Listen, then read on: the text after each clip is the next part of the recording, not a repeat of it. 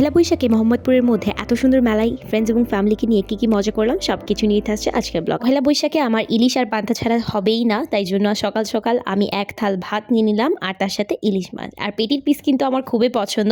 আর পান্তা ভাত খেয়ে আসছিল প্রচণ্ড ঘুম, তাই এক কাপ চা বানিয়ে ফেললাম। দেন পাপা বললো যে তোমার জন্য কাঁচা আম আনছি, আর কাঁচা আমের কথা শুনে তো আমার জিভে পানি চলে আসলো। তাড়াতাড়ি যে কাঁচা আমটা ভর্তা করলাম অ্যান্ড তারপর লাঞ্চটা সেরে নিলাম। অ্যান্ড লাঞ্চে ছিল ইলিশ মাছ, পোলাও, কাবাব, মুরগির মাংস আর স্যালাড, যেটা কিন্তু অসম্ভব মজা ছিল। এদিকে খাওয়া দাওয়া করতে করতে আমার 3:30 বেজে গিয়েছিল। তারপর আমি তাড়াহুড়ো করে রেডি হয়ে নিলাম। এদিকে আমার ফ্রেন্ডরা আমাকে কল করছিল অ্যান্ড আমি যে পৌঁছালাম আমাদের স্পটে।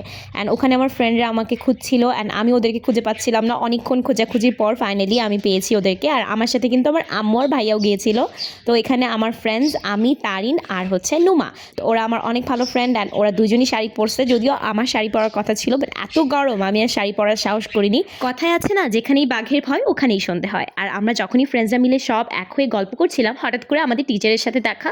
আমাদের ক্লাস টিচার, যিনি কিনা আমাদেরকে কালকেই মানা করেছিল যে তোমরা পহেলা বৈশাখের দিন পড়ালেখা করো, সামনেই তোমাদের এইচএসসি, সেই টিচারের সাথেই আমাদের দেখা হয়ে যায়। আর আমরা তো ভয়ে কাতর, বাট আমরা অবশ্য মিসের সাথে কয়েকটা ছবি তুলেছি আর মিস কিন্তু আমাদেরকে বকেনি, আদরই করেছে। দেন আমরা সবাই মিলে গল্প করছিলাম আর আইসক্রিম খাচ্ছিলাম। আমার কখনো এত চকবার আইসক্রিম পছন্দ ছিল না, বাট আজকেরটা খেয়ে আমার অনেক ভালো লেগেছে। অ্যান্ড আমার সামনে আমার বেস্ট ফ্রেন্ড অন্য একটা ফ্রেন্ডকে এভাবে হাক করছিল, যেটা দেখে আমার শরীরটা একদম জ্বলে গেল। তাও নিজেকে আমি কন্ট্রোল করলাম, কেননা বাংলা বছরের প্রথম দিন আমি চাইনি আমার মুডটা নষ্ট হোক। তারপরে আমরা অনুষ্ঠান দেখলাম, পার্কে গেলাম, তারপর মনে হলো আমরা একটু ফুচকা খাই। ততক্ষণে আমার অনেকগুলো ফ্রেন্ড অলরেডি চলে গিয়েছিল। আমরা মাত্র 3 জন ছিলাম আর আমার আম্মু আর ভাইয়া। যেহেতু মেলায় এসেছি, মেলার ফুচকা মজা হোক বা না হোক, ফুচকা তো আমাকে খেতেই হবে। তারপর আমি চলে গেলাম কিছু কিছু স্টলে, যেখানে আমি জামা কাপড়, বিভিন্ন এক্সারসাইজ, কানের দুল এগুলো দেখছিলাম।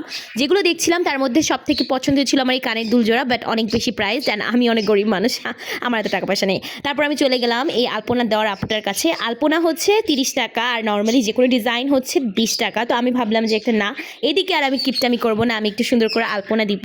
তো আমি আমার ফেসে সুন্দর করে পেইন্ট করলাম। দেন আমি একটু কনসার্ট দেখলাম, তারপর আমি চলে গেছিলাম খেতে। মেলায় ফুচকা খেয়ে আমার একদমই মন ভরে নাই, তাই আমি চলে গেছিলাম আবার দই ফুচকা খেতে। অ্যান্ড দই ফুচকাটা অনেক মজাই ছিল, বাট আমি খেতে যে পুরা জামা কাপড় সব জায়গায় লাগাইছি, মানে আমি একটু পিচ্চিদের মতো খাইছি। এরপরে হচ্ছে আমি খেলাম নাচোস, অ্যান্ড নাচোসটা অনেক মজা ছিল। এরপর আমি চলে আসলাম বাসায়, অ্যান্ড বাসায় এসে আমি অ্যালেক্সকে একটু আদর করলাম। সারাদিন আমি অ্যালেক্সকে আদর করি নাই, আসার পরেও অনেক ডাকছিল আমাকে, তাই ওকে একটু আদর করে দিলাম।